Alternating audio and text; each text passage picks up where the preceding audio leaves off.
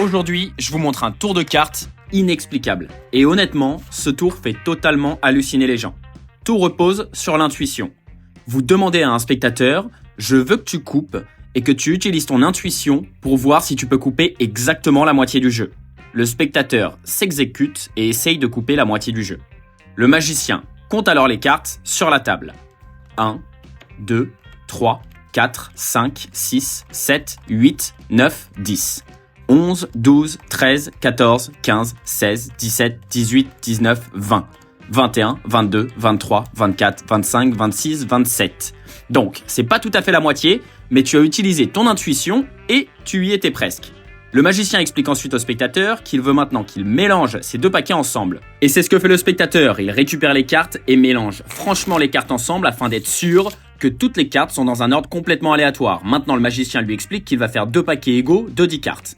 Un premier paquet, un deuxième, 3, 4, 5, 6, 7, 8, 9 et 10. Maintenant, le spectateur choisit l'un des deux tas. Il peut prendre celui qu'il veut, disons qu'il choisit celui-ci. Le magicien rappelle alors à son spectateur qu'il a bien mélangé les cartes, donc ce petit paquet, mais aussi celui qu'il a choisi. En réalité, il a même mélangé l'intégralité du paquet de cartes juste avant, et c'est très important pour la suite. Regardez bien. Maintenant, je vais utiliser mon intuition et te dire exactement quelles sont ces cartes, si elles sont rouges ou noires. Je vais donc utiliser mon intuition et je peux te dire que cette carte est noire. Et c'est le cas. La suivante est rouge. C'est bien sûr le cas. La suivante, elle, noire. Et c'est bien une carte noire. La suivante est rouge. Je demande à mon spectateur de la retourner et il s'agit d'une carte rouge. La suivante, elle est noire. Effectivement, le magicien a encore raison. Maintenant, une carte rouge. Et encore une fois, c'est un sans faute. Je continue, c'est une carte rouge. Et effectivement, et je pense que la suivante est une carte noire. Et c'est bel et bien une carte noire. La suivante, elle est rouge. Et enfin, la dernière, non seulement elle est noire, mais mon intuition me dit que c'est l'as de trèfle. Et effectivement, le magicien n'a fait aucune erreur. Voilà pour la démonstration, c'est un véritable chef-d'œuvre qui marche à tous les coups. Et je vais vous montrer tout de suite comment réaliser ce tour de magie. Et on est parti pour le tutoriel de ce tour de magie qui ne peut pas être expliqué. Sérieusement, ça me retourne le cerveau et bien que je vais vous expliquer la méthode elle-même est presque inexplicable. Ça utilise un principe appelé le principe de Gilbreth. Et c'est complètement dingue, vous allez voir. Donc si vous avez aimé la démonstration, que vous êtes encore là pour les explications, n'hésitez pas à me dire dans les commentaires ce que vous en pensez. Et n'hésitez pas surtout à partager vos variantes, puisqu'il y a plein de variantes de ce tour de magie. Et c'est toujours sympa de lire vos retours et vos différentes variantes dans les commentaires. La préparation est la suivante. Vous allez alterner les cartes de la manière suivante. En mettant une carte rouge, puis une carte noire, puis une carte rouge, puis une carte noire. Donc ça donne ça. Si j'étale mon paquet de cartes, on remarque qu'on a bien des cartes qui se suivent de la manière suivante. Noir, rouge, noir, rouge, noir, rouge, tout au long du paquet. Et là, vous êtes prêts à commencer le tour de magie. Petit tips avant de commencer, mémorisez la dernière carte et la première carte. En l'occurrence ici, As de trèfle et 3 de cœur. Vous allez voir, ça va rajouter énormément d'effets à la fin du tour puisqu'on pourra non seulement deviner la couleur de la dernière carte et sa valeur. Et à partir de là, c'est un tour de magie automatique et c'est ça ce qui est génial. Vous demandez à votre spectateur d'utiliser son intuition et de couper le jeu de cartes en essayant de couper à peu près la moitié du paquet de cartes. C'est ce que fait votre spectateur. Et la partie qu'il a coupée, vous allez la compter de la manière suivante en distribuant les cartes sur la table. Donc 1, 2, 3, 4, 5, 6, 7, 8, 9, 10, 11, 12, 13, 14, 15, 16, 17, 18, 19, 20, 21, 22, 23, 24, 25 et 26. Donc là, on a de la chance, on est tombé pile poil sur la moitié du jeu puisqu'on a bien 52 cartes dans un paquet de cartes sans les jokers et donc 26, c'est bien la moitié. Peu importe en réalité si on était tombé sur 27 ou 28. Pourquoi on a fait ça? Tout simplement pour changer l'ordre des couleurs. On voit bien que dans ce paquet-là, ça fait noir, rouge, noir, rouge, noir, rouge et que dans ce paquet-là, ça fait rouge, noir, rouge, noir, rouge, noir. Et c'est tout ce qu'on voulait faire. Donc peu importe le nombre de cartes que coupe le spectateur. Ça bien sûr, vous ne lui montrez pas. Et maintenant, vous allez demander à votre spectateur de mélanger franchement le paquet de cartes. Et c'est là où le tour devient inexplicable. Il doit faire un seul mélange et un mélange où les cartes s'intercalent de la manière suivante. Donc là, je fais un mélange américain. Il y a bien sûr tous les liens dans la description. Mais vous pouvez faire un mélange de croupier, ça revient exactement au même. Et là, le tour est complètement automatique.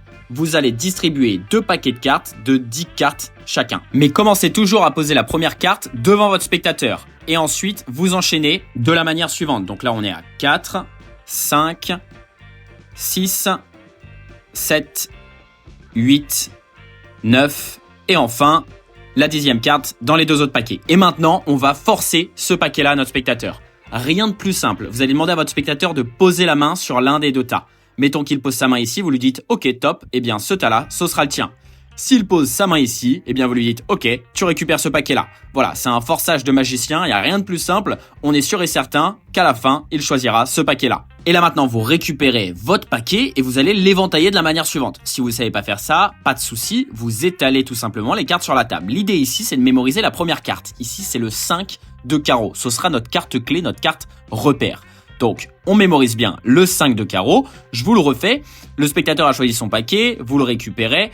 On éventaille, je regarde discrètement le 5 de carreau et là vous lui dites ok, ces cartes-là tu les as mélangées, tu as même mélangé tes cartes à toi et là vous récupérez le reste des cartes et vous allez mettre votre paquet à vous en fin de jeu, comme ceci. Et vous étalez le tout en disant en réalité tu as même mélangé l'intégralité du jeu. Donc je vous le refais, on voit bien qu'on a notre carte repère ici et donc c'est très important. On va en réalité étaler les cartes sur la table et à partir de notre carte repère, le 5 de carreau, on va pouvoir connaître la couleur des cartes de nos spectateurs. Ici, le 5 de carreau est rouge. Je sais que c'est une carte noire juste ici. Et on peut vérifier, effectivement, c'est une carte noire. Ensuite, donc, on a une carte rouge, 2 cartes noires, une carte rouge. Je sais que ça va faire noir, rouge, rouge et noir. C'est exactement l'inverse. À partir de ce moment-là, à partir de notre carte repère, le 5 de carreau, on peut connaître toutes les cartes. Donc, la 5 de carreau, c'est rouge. Je sais que c'est une carte noire. Ensuite, après le 5 de carreau, on a 2 cartes noires. Je sais donc que les 2 suivantes sont des cartes rouges. Et on peut vérifier, c'est effectivement 2 cartes rouges. Ensuite, on a bien une carte rouge, puis une carte noire. Donc, je peux vérifier, ça va faire noir, puis rouge. Et c'est tout le temps le cas. Ça marche tout le temps. Ensuite, on continue. On a une carte rouge, puis une carte noire, puis une carte rouge. Donc, je sais que ça va faire noir, puis rouge, et enfin noir. Et voilà, l'idée c'est de regarder tout le temps ces cartes-là discrètement. Et enfin on termine, on a bien une carte noire, une carte rouge, ça va donner une carte rouge et une carte noire. Et là, petit tips pour la dernière carte, vous vous rappelez, on avait le 3 de cœur et l'as de trèfle. Eh bien si je vois le 3 de cœur ici, ça veut dire que c'est l'as de trèfle en dernière carte. Et on peut retourner, c'est bien une carte noire qui est bien l'as de trèfle.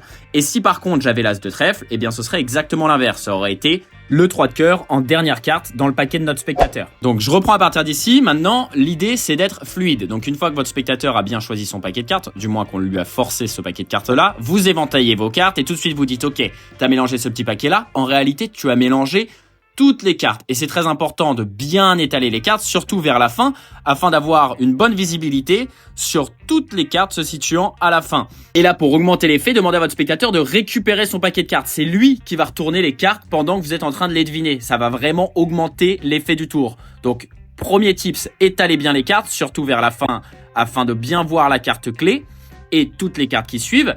Et donc, une fois que c'est fait, demandez à votre spectateur de récupérer son paquet de cartes et c'est lui qui va retourner les cartes quand vous allez les deviner à partir de votre carte clé. Donc, je vais rapprocher les cartes de l'écran pour bien qu'on les voit à partir de notre carte repère, le 5 de carreau. L'idée ici, ça va être de mémoriser pas une carte après l'autre, mais par paquet de 3 par exemple. Donc là, je mémorise que j'ai une carte rouge et 2 cartes noires. Ça va bien me donner dans le paquet du spectateur une carte noire puis 2 cartes rouges. Et je fais la même chose pour la suite. Je jette un coup d'œil rapidement pour voir que j'ai rouge, noir, rouge. Donc ça va me donner noir, rouge, noir. Comme ça, vous prenez pas le risque que votre spectateur vous voit jeter des coups d'œil à chaque fois pour deviner la carte suivante.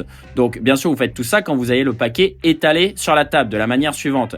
Et l'idée, c'est de prendre votre temps pour renforcer l'effet du tour et faire monter le suspense. Donc, faites des gestes avec vos mains, faites des gestes de mentalisme, touchez-vous le crâne afin de vraiment faire croire à votre spectateur que vous êtes en train de deviner les cartes qui suivent. Voilà, avec un tour de magie aussi impressionnant, ce serait vraiment dommage que le spectateur voit en fin de tour que vous êtes en train de regarder la fin du jeu. Donc là, par exemple, pour les 2 dernières cartes, je vois que c'est bien une carte noire, une carte rouge. Je sais donc que c'est une carte rouge. Et la dernière carte, encore une fois, on voit que c'est le 3 de cœur. Donc j'avais mémorisé l'as de trèfle en face du 3 de cœur. Je sais donc que c'est l'as de trèfle. Si c'était l'as de trèfle en dernière position, j'aurais su que c'était le 3 de cœur. Donc voilà, pour résumer, mémorisez simplement la carte du dessus et celle du dessous au début du tour, ainsi pour la révélation finale. Si vous voyez le 3 de cœur, vous savez que c'était un as de trèfle en dernière carte, et inversement, et tout le reste est automatique. Voilà, j'espère que vous avez apprécié ce tour de magie, c'est l'un de mes préférés. N'hésitez pas à me le dire dans les commentaires si c'est le cas, à partager vos variantes et les résultats que vous avez réussi à obtenir devant vos spectateurs. Moi, je vous laisse avec 2 petites vidéos qui devraient vous plaire, et d'ici là, je vous dis à la prochaine pour une nouvelle vidéo.